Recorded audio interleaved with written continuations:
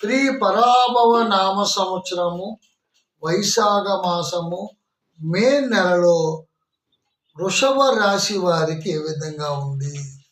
వృషభానికి జన్మ శుక్రుడు ఉన్నాడు కాబట్టి వృషభ రాశిలో ఉన్నటువంటి వాళ్ళు చాలా బాగుందని చెప్పండి. గోచారం చాలా బాగుంది. ఎందుకంటే ధనమందు గురుడు, శుక్రుడు స్వక్షేత్రము, వ్యయమందు రవి.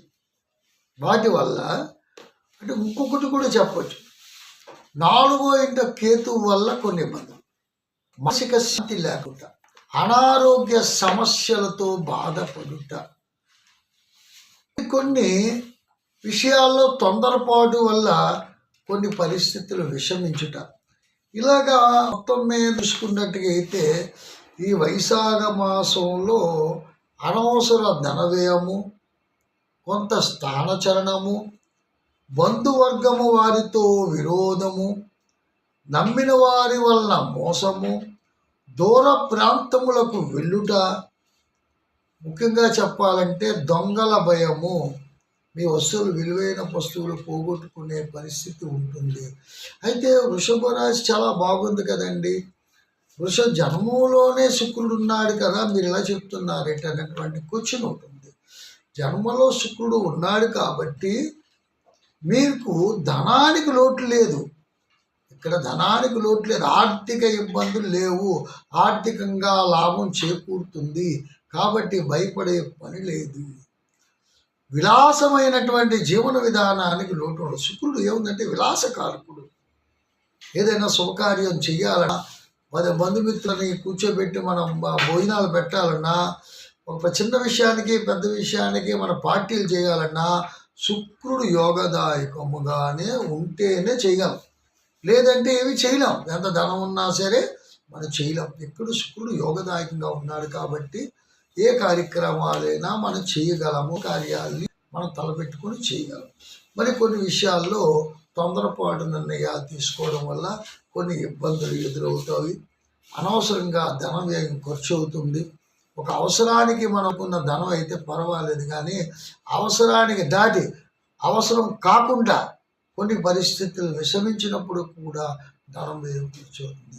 ఆరోగ్యం జటిలత అవుతుంది. ఆరోగ్యం చాలా చాలా జాగ్రత్తగా చూసుకోవాలి.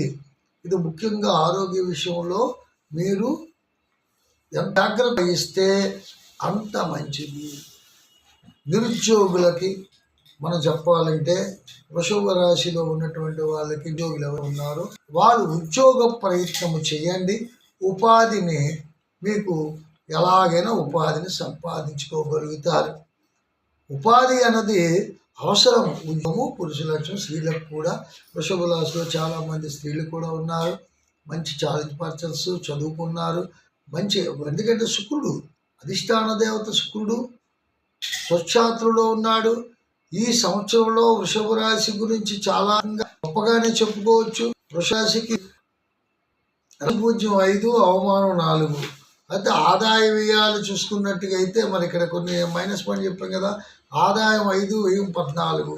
అయినా సరే ఇక్కడికి ఏముందంటే జన్మ శుక్రుడు ఉన్నాడు కాబట్టి ఖర్చులు అధికంగా ఉంటాయి. ఆదాయానికి మించిన ఖర్చులు ఉంటున్నాయి కాబట్టి చాలా జాగ్రత్తగా ఉండాలని చెప్తున్నాం. స్థానచలనం అక్కడికి సరే దగ్గర నుంచి ఒక ఉద్యోగం కూడా చలనం ఉంది. అదే ప్రైవేట్ ఉద్యోగాల్లో పనిచేసిన వాళ్ళకి కూడా చాలా ఇబ్బందికరంగా ఉంటుంది. ఏదైనా విందు వినోద కార్యక్రమాలకి లోటు ఉండదు. యాత్రలు చేస్తారు, హ్యాపీగా ఎక్కడికైనా సరే ఒక దగ్గర నుంచి ఒక ప్రాంతానికి తిరుగుతూనే ఉంటారు. అనవసర ప్రయాణం చేస్తూ ఉంటారు, దానితో ధన ఖర్చు అవుతుంది. దూర ప్రాంతములు వెళ్ళేవారు చాలా చాలా జాగ్రత్తగా ఆలోచించండి. ఎందుకంటే తస్కరింపబడతారు, విలువైన వస్తువులు పోగొట్టుకుంటారు. అందుకని ఇక్కడ 10 సార్లు జారీ చేయబడింది. పంచాంగకర్తలు కూడా రాశారు. విశాఖ సొంతాలు విశేషాలు కూడా దాన్ని కూడా పరిశీలించి చెప్పడం జరుగుతుంది.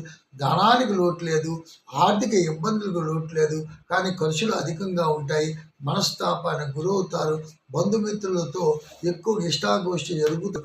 అయినా సరే కొన్ని విషయాల్లో చాలా ఇబ్బందికరమైనటువంటి సమస్యలు వచ్చినాయి, పరిణామాలు ఉన్నాయి. మరియు మీ ముందుకు వస్తాను. అంతవరకు సెలవు. ఓం శాంతి.